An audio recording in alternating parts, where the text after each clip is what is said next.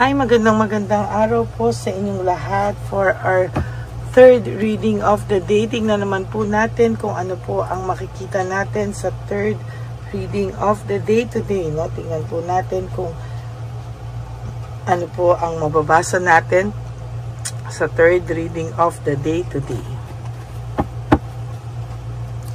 Buksan po na. Balasahin muna po natin ang ating baraha.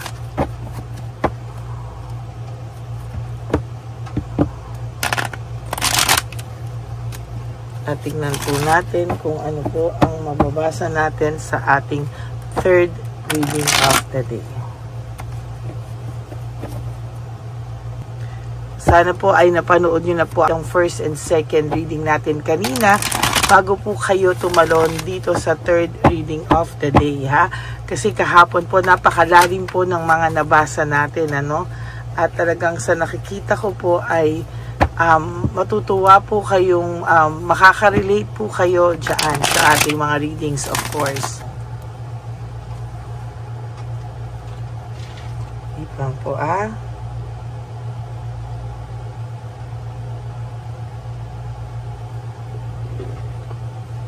Okay.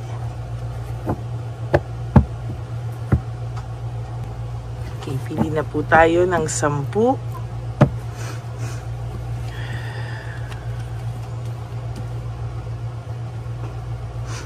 1, 2, 3, 4, 5, 6, 7, 8, 9, 10.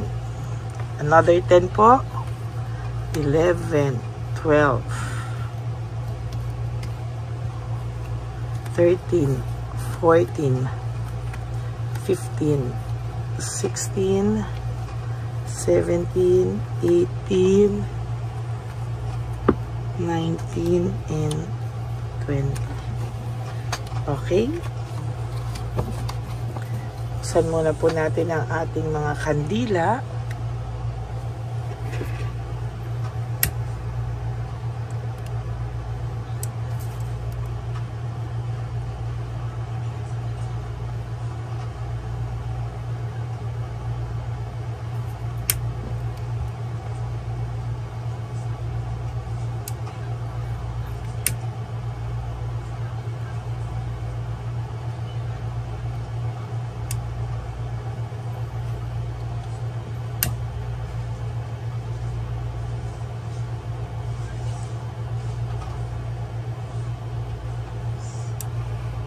Yan. Okay. Sunny person na po natin ito.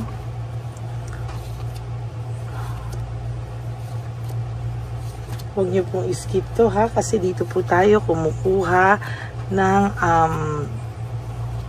yan. Dito po tayo kumukuha ng energy, okay? Search for truth. Maybe ang taong ito ay naghahanap po ng katotohanan sa ngayon, no? Maybe ito pong taong to ay nakakaramdam ng sobra-sobra po siyang natataranta sa ngayon, ano? Ang pakiramdam ko po sa taong ito ay hindi po marunong tumanggap ng pagkakamali, no? Kaya po mostly ang nangyari po sa kanya ngayon ay kagulatan, ano? Maybe dahil po ang akala niya ay hindi mo siya matitiis, no? Parang gulat na gulat po siya sa pagpalit ng emotions mo, no? Ito pong taong ito ay talagang nakikita ko na may pagka mataas, ano? Nako.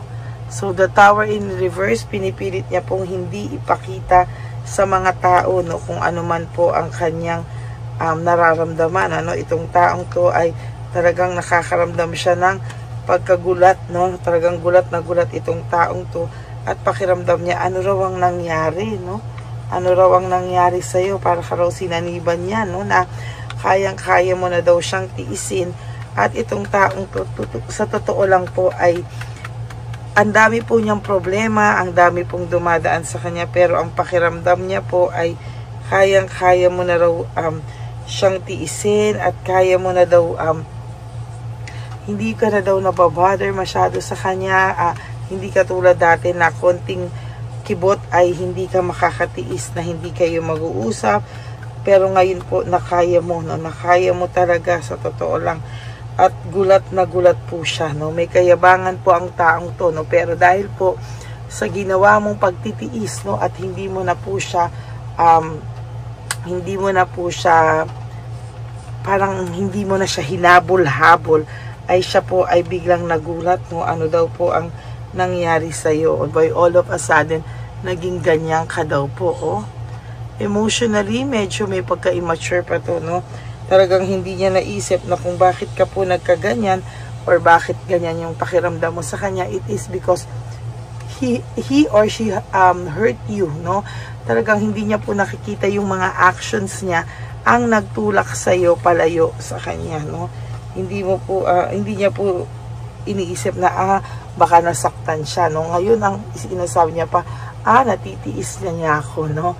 So, parang ayun po, ay nagkakaroon siya ng panic na siya daw po ay kaya mo nang tiisin, ano? Talagang sabi ko po sa iyo, may kayabangan itong taong to, mataas ang pride.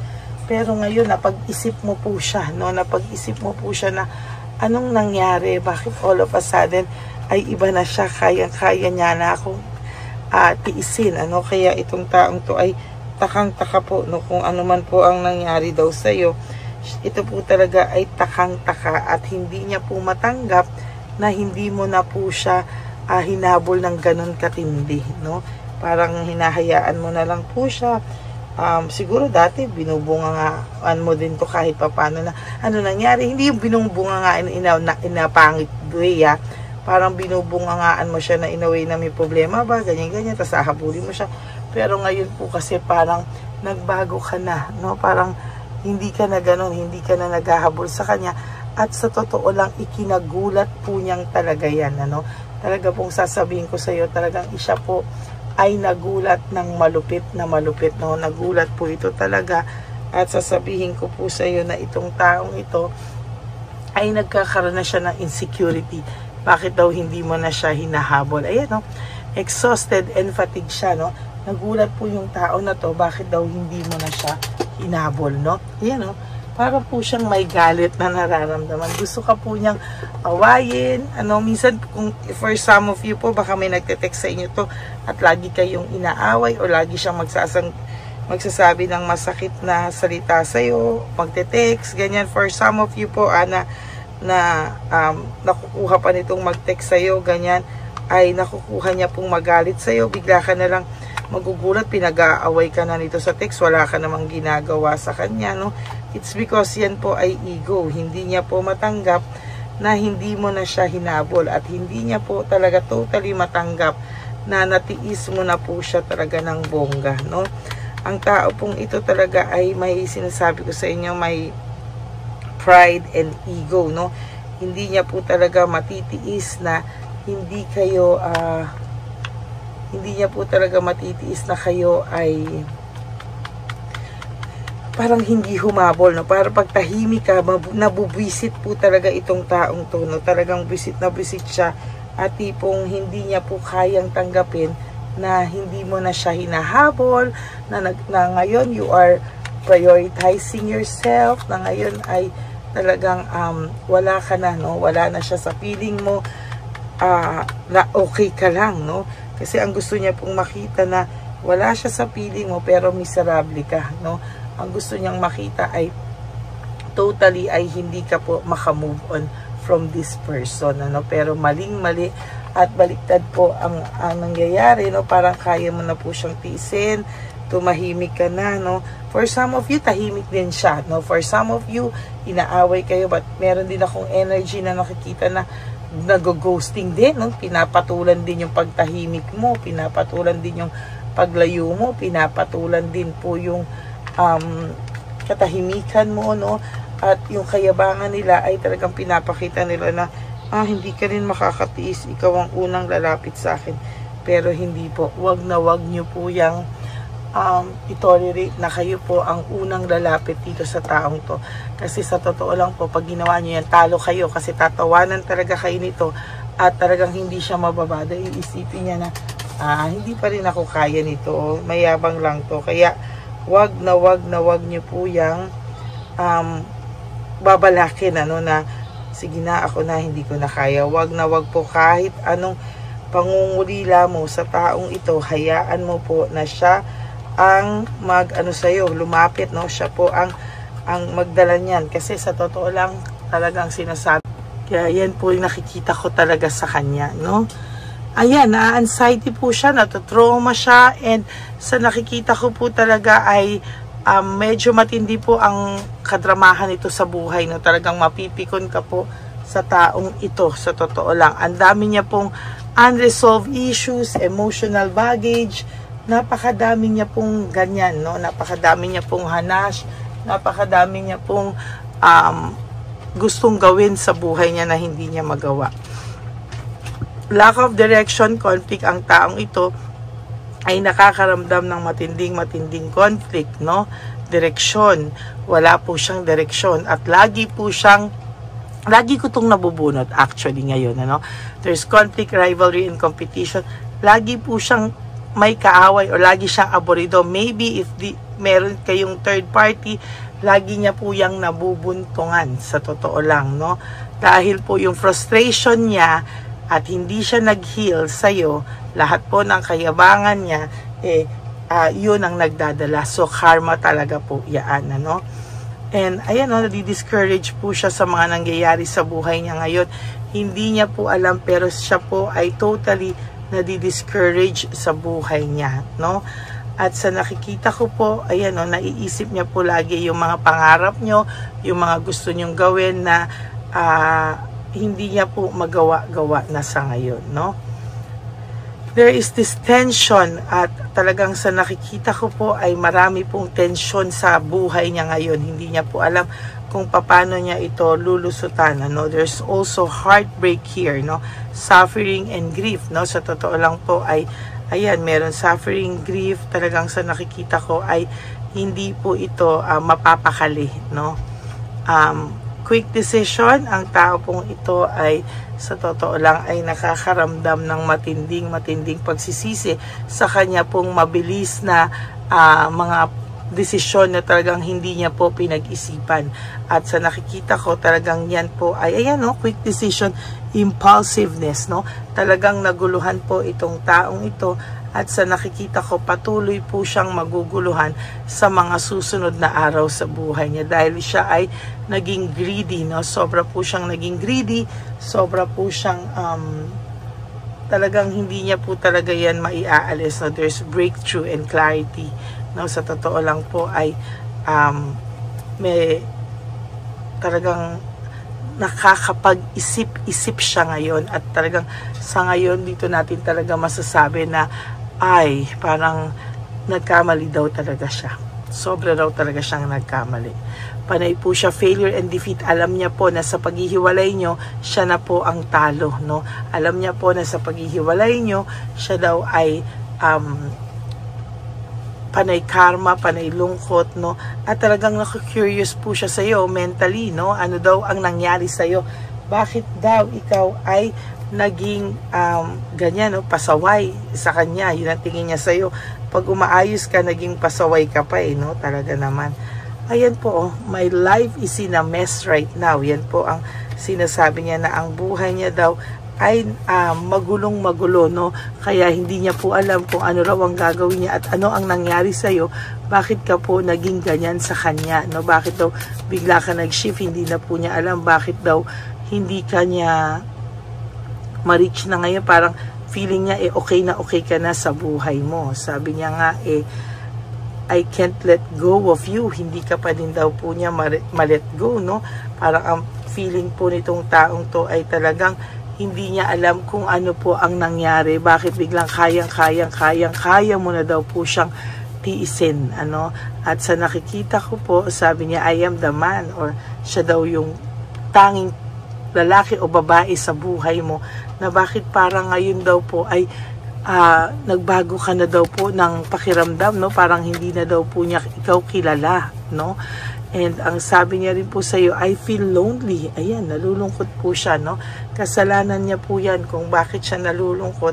At sa nakikita ko po talaga ay hindi po yan matatahimik sa mga susunod pang araw, no?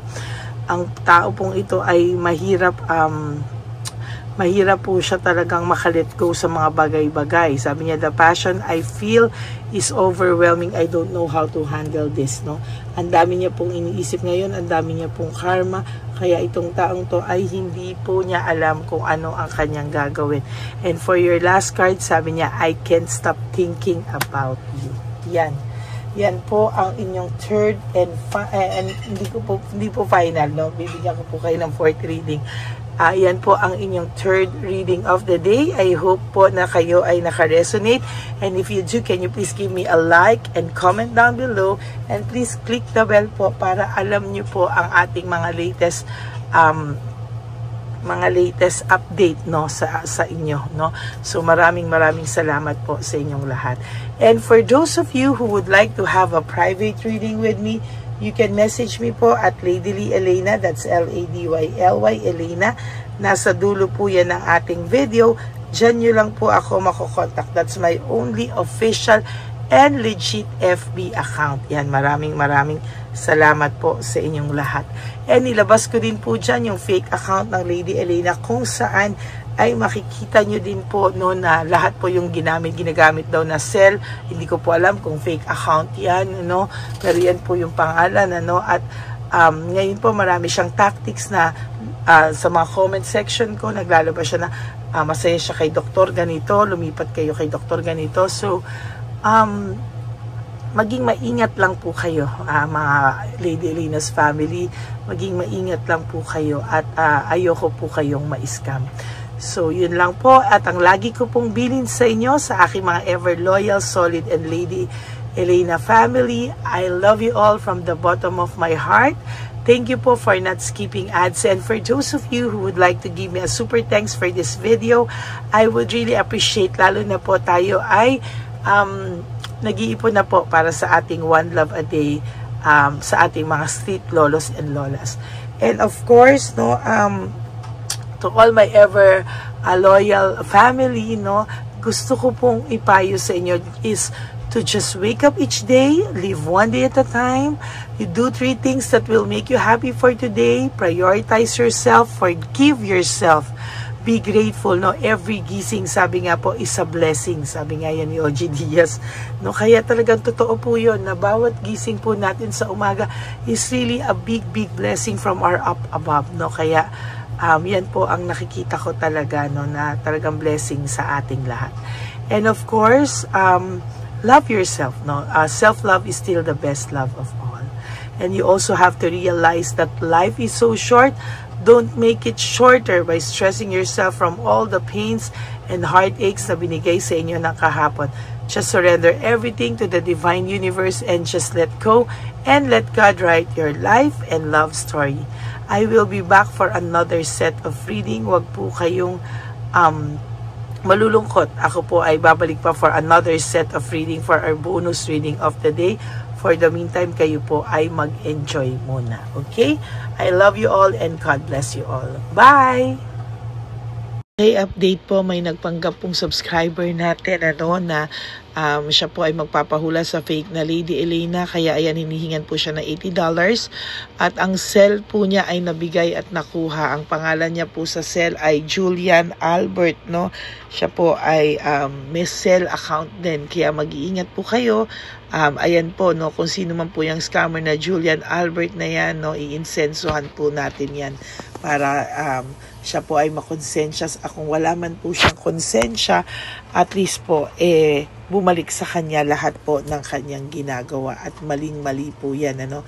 Basahin niyo po lahat yan, makikita niyo po, ayan po ang cell number niya at Julian Albert na yan, ano, para po talagang ma-report din po natin yan na siya ay gumagamit ng cell account na Julian Albert.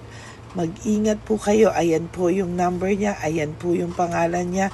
Huwag po kayong magpauto. Nakita nyo naman po, no, napakalayo po ng pangalan ko sa pangalan ng pinagsisendan nyo po ng account o ng pera. Kaya mag-ingat po kayo at beware sa scammer na to. At talagang ayan po, pinost ko po ang kanyang pangalan dito para maging babala po sa inyong lahat. Maraming salamat po. At mag-ingat po kayo, pakireport po ang page na yan, ang messenger niya na Lady Elena. Maraming salamat po and God bless you all. Ayan, sa susunod po makikita niyo yung account niya na ire-report niyo. Salamat po na marami. Magandang gabi po ulit sa inyong lahat. Ako po ay muling nagpapaalala sa inyo na mayroon pong lumalabas sa FB at Messenger account na fake account po no, nang hihingi po ng $25 through PayPal at hindi po yan totoo. Huwag po kayong maniwala dyan. At pag sinabi mo po na gusto ko pong marinig ang boses nyo, or makita kayo, ang sasabihin po ay magbibigay kami ng link, buksan mo yan, at pagkatapos ay makikita mo ako. Huwag po kayong maniniwala dahil yan po ay hindi totoo. Yan po ay isang malaking scam na pag binuksan nyo po ay mahahack po lahat sa inyo. Mahahack po ang inyong mga personal details. Lahat ay mahahack. Ako po ay nalulungkot na ito po ay nangyari, ngunit sa talagang may mga tao pong masasama at may mga tao po talagang hindi makatiis na hindi gumawa ng masama sa ibang tao. Pero maging aware po sana kayo, tulungan niyo po ako, i-report po natin yung fake na yan at sa FB para siya po ay mawala na. At wala na po siyang mabiktima pa, no? Nandyan po lahat ng details at maraming salamat po sa inyong lahat. Maraming salamat po sa inyong lahat at mag-iingat po kayo.